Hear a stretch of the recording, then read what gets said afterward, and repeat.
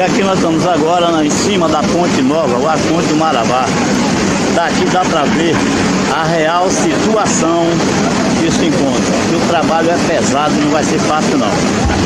Vai ser fácil não, porque são muitas baronesas de entulho, muita coisa acumulada aqui na parte de cima. E apenas uma reta escavadeira trabalhando nessa substituição.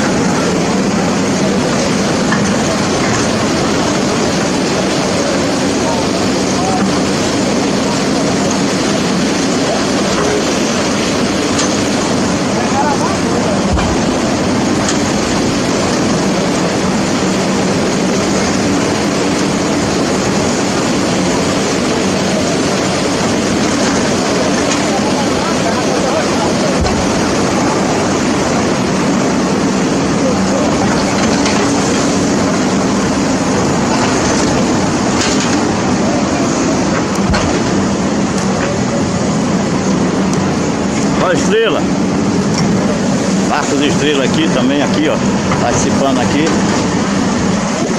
dessa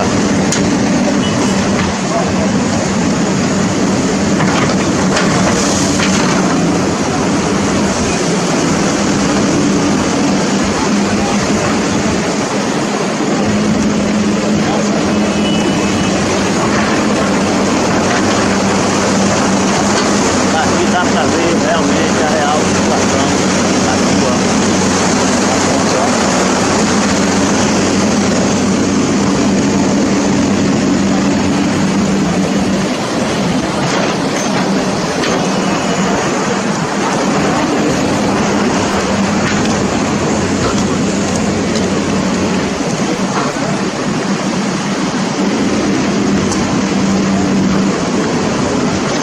Sempre aqui nós temos também muitos curiosos aqui, né, as margens, assistindo aqui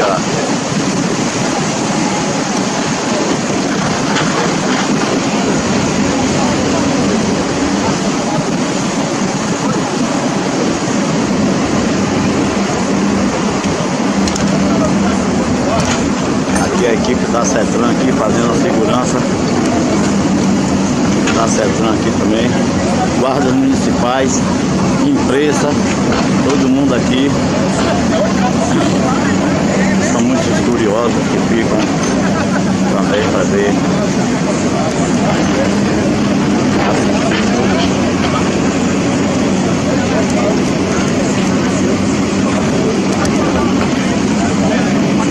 Que pelo volume de materiais, de baronesa e entulho aqui, o trabalho está muito lento. E com essa só uma reta escavadeira vai ser difícil para tirar tudo isso aqui. Muito difícil. E se o rio baixar, a coisa complica. Se a água baixar aqui, a coisa complica.